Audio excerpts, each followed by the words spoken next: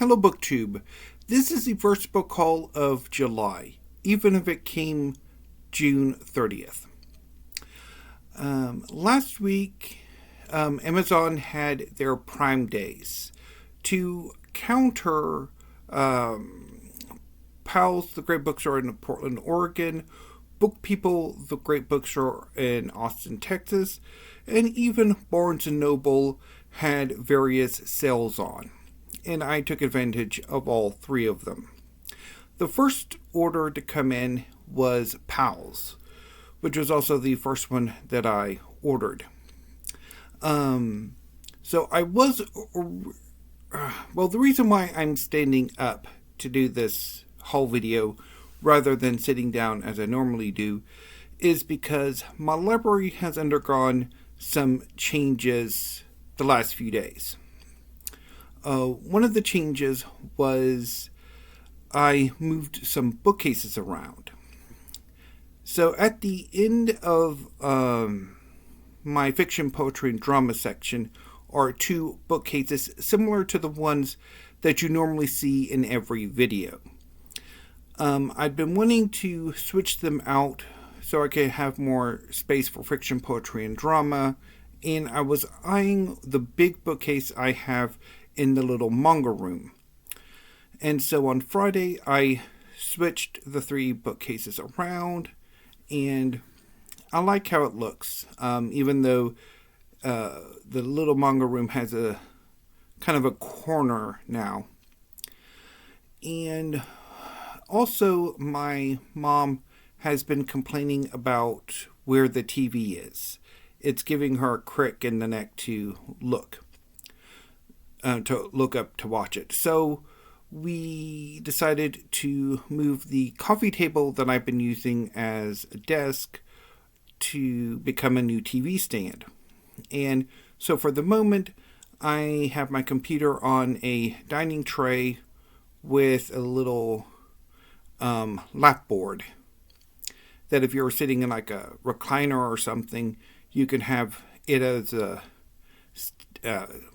pretty much put your computer on that. And that doesn't make it very conducive for putting piles of books near you to talk about. So instead I'm having to stand up. I was originally going to hold the Powell's box that the books came in and then just pull them out from there yesterday, but that was unwieldy. So instead what I have done is I've already logged them into my library catalog, alphabetized them, and put them where they would go normally on the new books shelf before I put them on the main shelves at the end of the month. So with all of that explanation out of the way, let's get on to the books that I hauled from Powell's. First up is Koolaids by Rabih Alameddine. A reissue of National Book Award and National Book Critics Circle Award finalist Rabih Alameddine's literary debut, Koolaids details the impact of the AIDS epidemic and the Lebanese civil war in Beirut on a circle of friends and family during the 80s and 90s. Through clips, quips, vignettes, and conversations with both the quick and the dead, Koolaids mines the chaos of contemporary experience, telling the stories of characters who can no longer love or think except in fragments. This is the exhilarating first novel from the best-selling award-winning author of A Necessary Woman. So I've been wanting to try Rabih Alameddine ever since he won the National Book Award last year for The True Story of Raja the Gullible and His Mother, which should be releasing sometime soon in paperback, and I will be picking it up shortly thereafter, even though I do not think I pre-ordered it with Barnes & Noble. Barnes & Noble sale was 25% off pre-orders. Powell's was 10% off of $75 or more, and I went way over that. Next up is The Stories of Heinrich Boll by Heinrich Boll, Translated from the German by... I will have to go look at the title page because the... So, translated from the German by Leila Vennewitz. Because this here is covering it up. This volume collects 63 short stories and novellas written by Heinrich Boll between 1947 and 1985. It brings together selections from Boll's earlier collections, 18 Stories, 1966, and Children Are Civilians 2, 1970. Stories published only in periodicals, 4 novellas from Absent Without Leave, 1965, and Adam and the Train, 1970. The novella A Soldier's Legacy, 1986, and some previously unpublished work. The chronological organization represents the entire span of Boll's career from the stories of the early post-war period, which focus upon the experiences of the soldier and the returning veteran, to the masterfully satirical tales of later years, with their sharp criticism of the new German socio-political order. Superbly translated by Leila Vennewitz, the stories of Heinrich Boll is among the many Boll titles now available in the European Classic series published by Northwestern University Press.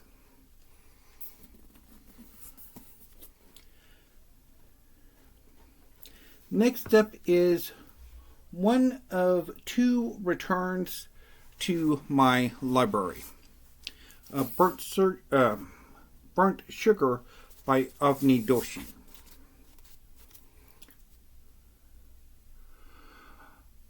A searing debut novel set in India about mothers and daughters' obsession and betrayal. I would be lying if I said my mother's misery has never given me pleasure, says Antara, Tara's now adult daughter. This is a love story and a story about betrayal, not between lovers but between a mother and a daughter. In her youth, Tara was wild. She abandoned her arranged marriage to join an ashram, embarked on a stint as a beggar, mostly despite her affluent parents, and spent years chasing a homeless artist, all with little Antara in tow. But now Tara is forgetting things, and Antara is an adult, an artist and married, and must confront the task of caring for a woman who never cared for her. In vivid and visceral prose that is as sharp as a blade and laced with caustic wit, Avni Doshi tells the story at once shocking and empathetic. A journey into shifting memories and the subjective nature of truth, Burnt Sugar is a stunning and unforgettable debut of a major new voice in contemporary fiction.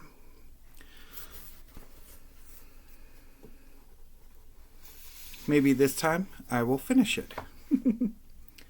So the other reacquisition is After the Sun by Jonas Eika, translated from the Danish by Sherilyn Nicolette Hellberg. This was longlisted for the International Booker Prize, and Burnt Sugar was shortlisted for the Booker Prize in 2020. Under Cancun's hard blue sky, a beach boy provides a canvas for tourists' desires. Seeing deep into the world's underbelly, an enigmatic encounter in Copenhagen takes an IT consultant down a rabbit hole of speculation that proves more seductive than sex. In the Nevada desert, a grieving man tries to merge with an unearthly machine. After the Sun opens portals onto our newest realities, haunting the margins of a globalized world that's both saturated with yearning and brutally transactional. Jonas Eika seems to have conjured these far-flung characters and their encounters in a single breath and infused them with an irrepressible urgency, juxtaposing startling beauty with grotesquerie. Balancing the hyper-realistic with the fantastical, he has invented new modes of storytelling for an era when the old ones no longer suffice.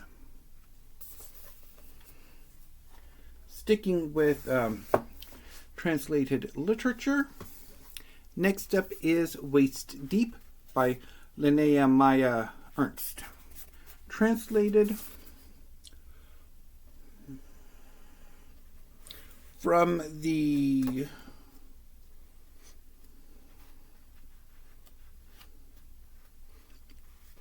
I do believe Danish, because once again we have a second book translated by Sherilyn Nicolette Hellberg.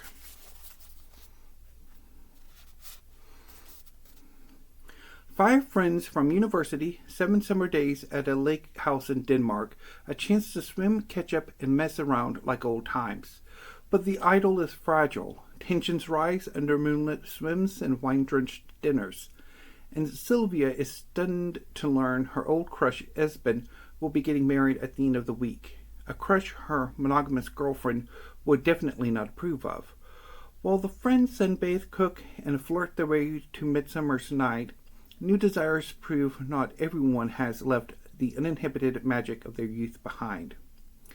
An international bestseller translated into 10 languages, Waist Deep is a modern Midsummer's Night's Dream that offers a provocative flourish to the perennial question, does growing up have to mean giving up on your dreams? Hopefully not.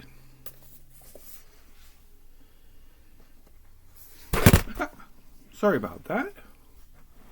Ooh.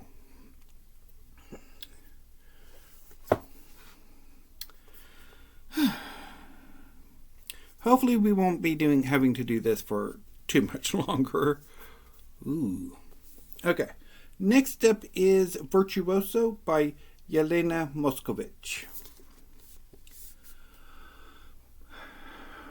Virtuoso is novel in the most original sense. A slice of story carved out of... French flaps. As communism begins to crumble in Prague in the 1980s, Jana's unremarkable life becomes all at once remarkable when a precocious young girl named Zorka moves into the apartment building with her mother and sick father.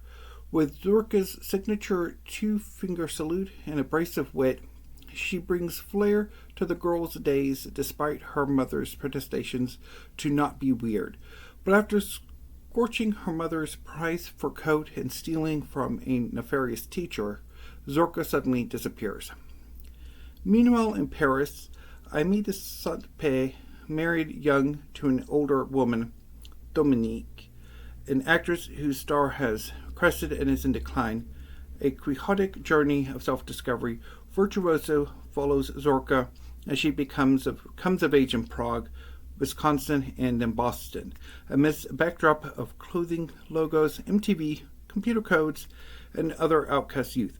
But it isn't till a Parisian conference hall brimming with orthopedic mattresses and therapeutic appendages when Jana first encounters Aimée. I'm butchering that name. Their fates stewing them both to a cryptic bar on the Rue de Prague, and perhaps to Zorka. With a distinctive prose flair and spellbinding vision, Virtuoso is a story of love, loss, and self-discovery that heralds Yelena Moskovich as a brilliant and one-of-a-kind visionary.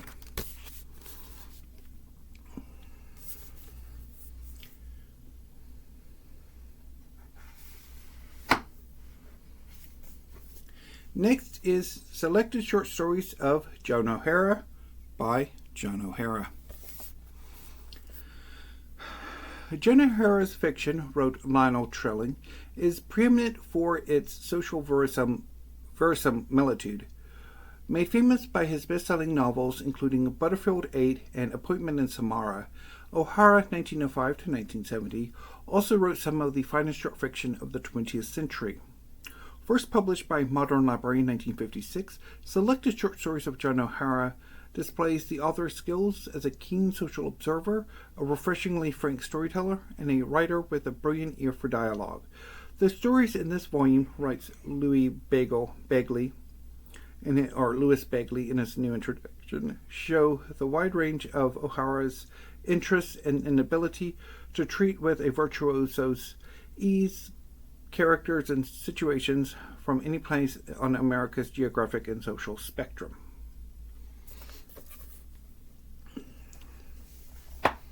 Next is A Tale for the Time Being by Ruth Ozeki. On a remote island in the Pacific Northwest, a Hello Kitty lunchbox washes up on the beach. Tucked inside is the diary of a 16-year-old Japanese girl named Nao Yatsutani Ruth. Ruth, a writer who finds the lunchbox, suspects that it is debris from Japan's 2011 tsunami. Once she begins to read the diary, Ruth quickly finds herself drawn into the mystery of Nao's fate. Meanwhile, in Tokyo, Nao, uprooted from her home in the U.S., bullied at school, and watching her parents spiral deeper into disaster, has decided to end her life. But first, she wants to recount the story of her great-grandmother, a 104-year-old Zen Buddhist nun, in the pages of her secret diary. So I have read A Tale for the Time Being once before, about a decade ago, or more than a decade ago, and I've been wanting to add it back. And I've been wanting to add it to my library for years. So I finally did so. Next up is Brooklyn by Colm Toibin.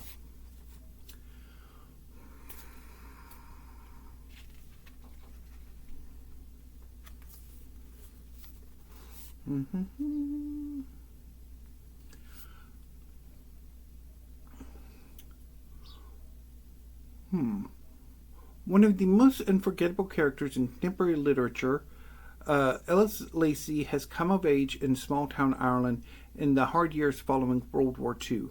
When an Irish priest from Brooklyn offers to sponsor Ellis in America, she decides she must go, leaving her fragile mother and her charismatic sister behind. Ellis finds work in a department store on Fulton Street, and when she least expects it, finds love. Tony, who loves the Dodgers and his big Italian family, slowly wins her over with patient charm. But just as Ellis begins to fall in love, devastating news from Ireland threatens the promise of her future. I've been wanting to read Colm Toibin for quite some time.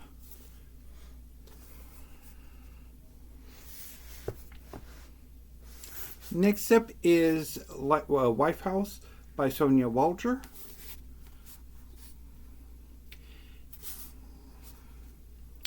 Annie and Hector, seemingly an ideal couple, have been hosting friends in the guest house of their bucolic Connecticut home for many months. As a thank you, Annie is given the gift of French lessons with a local tutor, 26-year-old Thierry. From their first meeting, she finds herself unexpectedly vulnerable to his charms, even though he is closer to her teenage daughter's age than to her own. While the mutual attraction grows, a new life for Annie emerges, one she could never have foreseen. Told over the course of 1 year, through the shifting perspectives of wife, husband, lover, best friend, and children, Wifehouse paints a sensuous, nuanced portrait of a woman who walks away from every role that tradition and society have expected of her. So I recently read Walger's debut novel, Lion, and really liked it. And so when I saw that her second novel was out, I decided to go ahead and order it.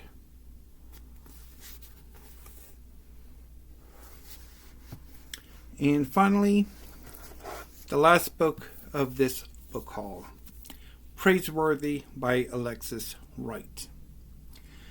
In a small town in the north of Australia, a mysterious haze cloud heralds both an ecological catastrophe and a gathering of the ancestors. A visionary on his own holy quest, Cosman Steele seeks the perfect platinum donkey to launch an Aboriginal-owned donkey transport industry, saving country and the world from fossil fuels.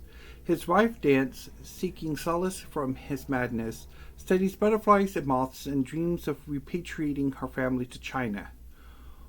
One of their sons, named Aboriginal Sovereignty, is determined to end it all by walking into the sea. Their other child, Tommyhawk, wants nothing more than to be adopted by Australia's most powerful white woman. Praiseworthy is an epic masterpiece that bends time and reality, a cry of outrage against oppression, greed, and assimilation. So I've been wanting to read Alexis Wright for quite some time. So happy to have added Praiseworthy to my collection. So that was the first book haul of July.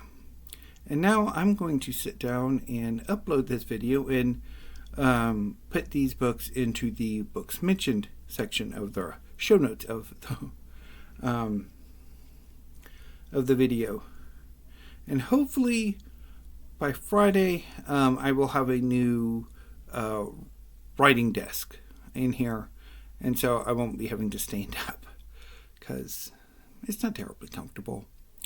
Anyway, BookTube, until I see you tomorrow for Poetry Thursday, thank you, have a great afternoon, and have a great day.